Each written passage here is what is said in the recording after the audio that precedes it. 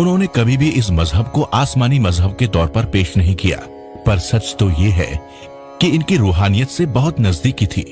हम बात कर रहे हैं सिख धर्म के जन्मदाता, संसार को एक ईश्वरवाद का संदेश देने वाले बाबा नानक की। सतगुरु नानक प्रगटया, मिट्टी धुंध जग चानन हुआ। आपके जन्म के समय ही ज्योतिष ने कहा था, ये बच्चा साधारण नहीं है, आने वाले वक्त में ये बहुत बड़े रूहानी मुकाम का मालिक होगा। और यकीनन ऐसा ही हुआ। बाबा नानक न सिर्फ सिख मजहब के बानी कहलाए, बल्कि हिंद पाक के अलावा दुनिया भर में आपको मानने वाले लाखों की गिनती में हैं। 15वीं ईस्वी में बाबा नानक लाहौर के करीब एक कस्बे तलवंडी में 15 अप्रैल 1469 ईस्वी को माता तृप्ता जी की पवित्र कोख से पैदा हुए, जिसे वर्तमान में ननकाना साहिब के नाम से जाना जाता है। गुरु नानक जी के पिता महिता कालू पेशे से पटवारी थे। इसके अलावा नानक जी की एक बड़ी बहन भी थी, जो उनसे उम्र में करीब 5 साल बड़ी थी, जिन्होंने आपकी परवरिश में अहम किरदार अदा किया। जब बहन नानकी की शादी सुल्तानपुर के जयराम के साथ हुई, तो बाबा नानक भी कुछ अरसे बाद अपनी बहन के घर ही चले गए।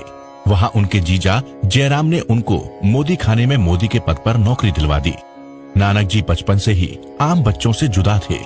एक सिख रिवायत के मुताबिक जब 6 साल की उम्र में उन्हें स्कूल भेजा गया, तो एक दफा क्लास के दौरान जब सा अक्षर की व्याख्या करते हुए उन्होंने उसे अपनी नजरे इबादत के साथ जोड़कर बयां किया, तो उस्ताद समेत उनके क्लास फेलो भी हैरान रह गए।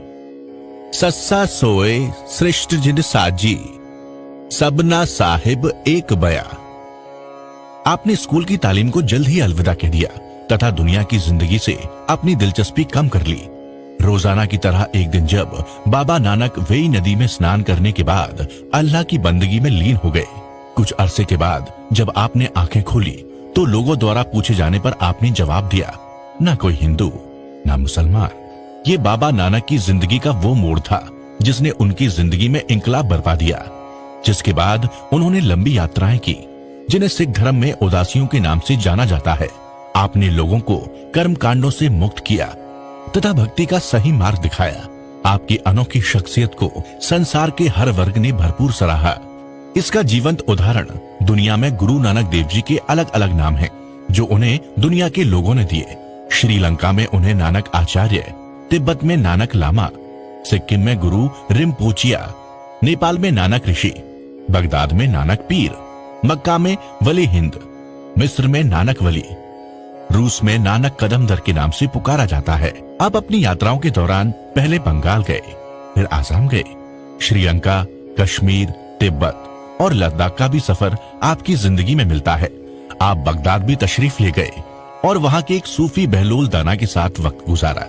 वहां एक गुरुद्वारा आपकी याद में मौजूद है।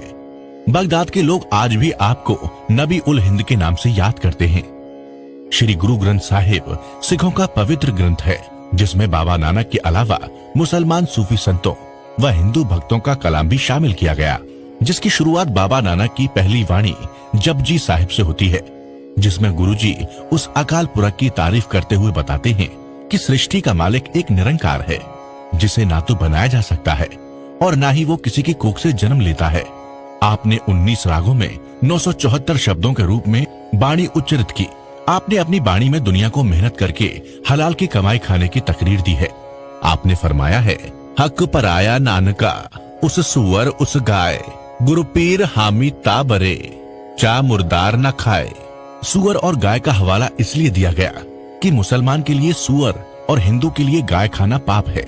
इसलिए बाबा नानक कहते हैं कि चोरी और धोखे से हराम की कमाई करके रोटी खाना मुसलमान के लिए सुअर तथा हिंदू के लिए गाय खाने के बराबर है। बाबा नानक बहुत बड़े इंकलाबी थे, जिन्होंने उस समय समाज में फैली बुराइयों का जमकर विरोध किया तथा जुल्म करने वालों के खिलाफ आवाज उठाई। जिस समय बाबर हमलावर बनकर अपनी फौज के साथ हिंदुस्तान में आया, तो बाबा नानक ने उसको जालिम कहते हुए उसकी फौज की तुलना पाप की बारात के साथ की। पाप की जंजले काबलो दाया, जोरी मंगे दानवे लालो। उन्होंने अपनी वाणी को आकाश का पैगाम बताते हुए कहा, जैसी में आवे खसम की बाणी, तैसड़ा करी ज्ञान में लालो। आपने औरतों की सामाजिक दशा सुधारने के लिए औरत के हक में आवाज बुलंद करते हुए कहा, सो क्यों मंदा आखिए जित जन्मे राजान। नानक जी का साफ कहना था कि राजा महाराजाओं को पैदा करने वाली औरत बुरी कैसे हो सकती है। बाबा नानक हिंदू मुसलमान को बराबर समझते थे, इसलिए उन्होंने हिंदू को सच्चा हिंदू और मुसलमान को सच्चा मुसलमान बनने की हिदायत दी। आपने अपनी जिंदगी का ज्यादा हिस्सा सफर में गुजारा। लंबे सफरों के बाद अल्लाह की बंदगी के लिए रावी नदी के किनारे करतारपुर नगर बसाया और ज्योति जोत समाने के समय तक आप जी यहीं रहे। यहाँ आपने खेती करके जीवन का निर्वाह किया तथा साथ ही साथ प्रभु नाम का भी सिमरन करते रहे। यहीं पर आपने जरूरतमंद लोगों के लिए लंगर की प्रथा स्थापित की। जीवन को बेहतर बनाने वाले 3 सुनहरे सिद्धांत किरत करो, वंड छको, नाम जपो भी आपने यहीं दिए। करतारपुर में ही अपने एक शागिर्द, अपने उत्तराधिकारी भाई लहणा जी को अपनी जगह बिठाकर 1539 ईस्वी में ज्योति जोत समा गए। आपके दिए हुए उपदेश आज श्री गुरु ग्रंथ साहिब के रूप में समस्त संसार का मार्गदर्शन कर रहे हैं। उनके जन्मदिन के शुभ अवसर पर उनकी जन्मभूमि ननकाना साहिब में गुरु पर्व मनाया जाता है, जिसमें संसार भर के देशों से सभी धर्मों के लोग पाकिस्तान में आकर अपनी अकीदत भेंट करते हैं। दोस्तों, अगर आपको ये वीडियो अच्छा लगा तो आप इसको अपने बाकी ग्रुप्स में भी शेयर करें